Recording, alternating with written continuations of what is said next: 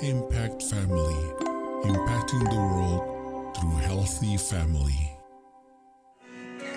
Shalom saudara-saudara, selamat berjumpa dalam renungan malam bersama keluarga. Saudara, kita sangat bersyukur ya, kita merayakan Paskah dengan cara sederhana. Padahal pada mulanya saudara-saudara, pada waktu Tuhan mendengar keluhan atau seruan dari bangsa Israel yang sedang ditindas oleh Firaun, Allah menjawab mereka dengan mengutus Musa sebagai pemimpin mereka untuk membawa mereka keluar dari Mesir.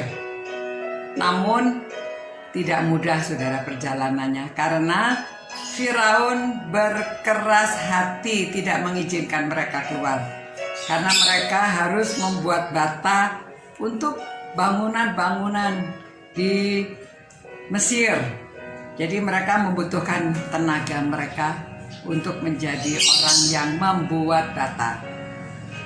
Namun saudara-saudara, Musa minta kepada Firaun agar diizinkan bangsa Israel keluar dari Mesir. Nah, perjalanannya tidak mudah, saudara. Firaun selalu menjanjikan diizinkan kalau ini. Akhirnya Tuhan memberi tulah-tulah sampai tulah yang ke-10 baru Firaun akhirnya mengizinkan mereka keluar. Nah, pada waktu tulah ke-10 itu ialah Tuhan mengatakan bahwa umat ini akan keluar dan anak sulung akan meninggal jikalau mereka tidak melakukan seperti yang diperintahkan oleh Tuhan. Tuhan memberitahu bahwa mereka harus membubuhkan darah domba atau kambing di jenang pintu. Jadi semua pintu harus dibubuhi darah. Tuhan perintahnya begini saudara ya, di Keluaran 12 ayat 13-14. Dan darah itu menjadi tanda bagimu pada rumah-rumah di mana kamu tinggal. Apabila aku melihat darah itu, maka aku akan lewat daripada kamu. Jadi tidak akan ada tulah kemusnahan di tengah-tengah kamu apabila aku menghukum tanah Mesir. Hari ini akan menjadi hari peringatan bagimu. Menjadi hari peringatan bagimu. Kamu harus merayakan sebagai hari raya bagi Tuhan turun-temurun. Kamu harus merayakannya sebagai ketetapan untuk selamanya.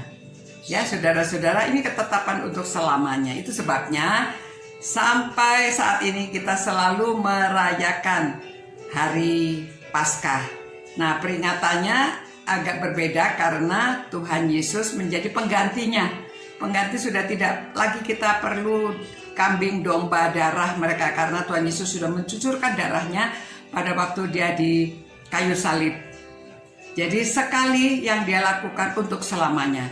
Saudara dan saya beruntung, kita berterima kasih karena kasih Allah begitu besar sehingga dia merelakan Yesus Kristus untuk mati di kayu salib, untuk mencucurkan darahnya. Darah itulah ya untuk menggantikan darah yang seharusnya tiap tahun kita potong kambing atau domba dan darahnya dioleskan di jenang pintu. Tetapi setelah itu selama-lamanya kita tidak harus memotong lagi kambing domba. Kita berterima kasih pada Tuhan atas kasihnya. Dia merelakan Yesus Kristus. Dia yang mencucurkan darahnya, dia yang disalib, dia yang dipakai mahkota duri, dia yang harus menderita sedemikian rupa supaya saudara dan saya dapat dihapuskan dosa kita. Kita akan melewati kematian. Kita tidak akan mati, tetapi kita akan beroleh hidup yang kekal jikalau kita mempercayai dan menyerahkan hidup kita kepada Tuhan. Begitu saudara-saudara ya, kita terima pemberian Tuhan supaya kita dapat beroleh keselamatan.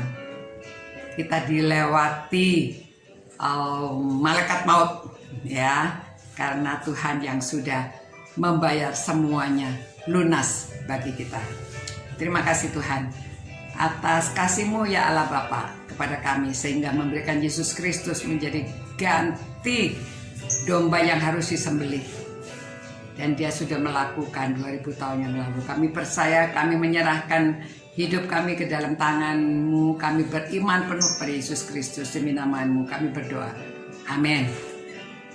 Selamat malam saudara-saudara. Bersyukur kita semuanya beroleh hidup yang kekal. Selamat malam, selamat beristirahat. Tuhan beserta saudara-saudara. Ciao. Impact Family, impacting the world through healthy family.